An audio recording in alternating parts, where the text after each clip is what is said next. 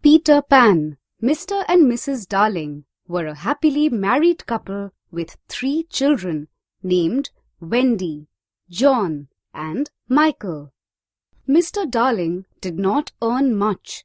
What he earned was just enough to look after the needs of his wife and children. But Mr. and Mrs. Darling wanted the best of everything for their 3 children. So they were sent to Miss Fulsom's kindergarten school, which was a famous one in the neighborhood. The 3 children also had a nurse to take care of them.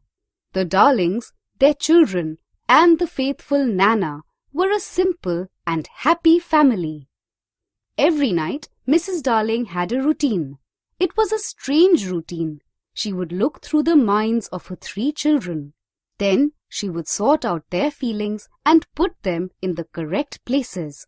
This was to help the children use the kind and gentle feelings first, because they were on top. When Mrs. Darling was going through the kids' minds one night, she noticed something strange. She noticed that the word Peter was repeated in their minds. Peter wasn't anyone she knew. She asked Wendy about Peter. "Who is he, my dear?" "He is Peter Pan, Mother."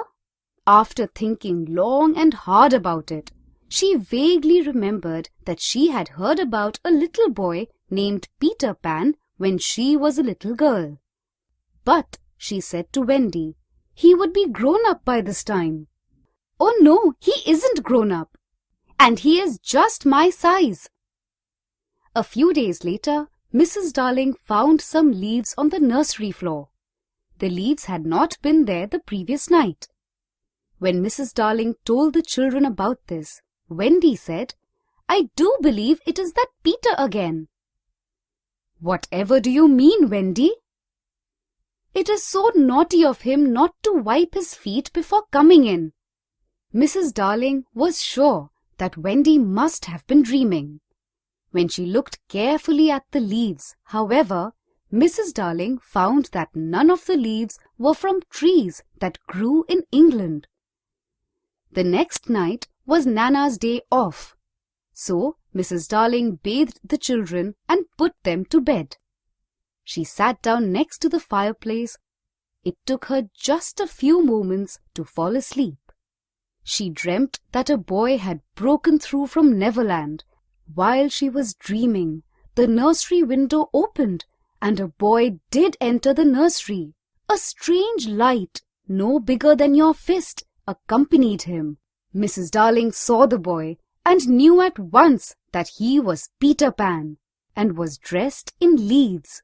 When Peter Pan saw that Mrs. Darling was a grown-up, he gnashed his teeth in anger. He was expecting to see only the children.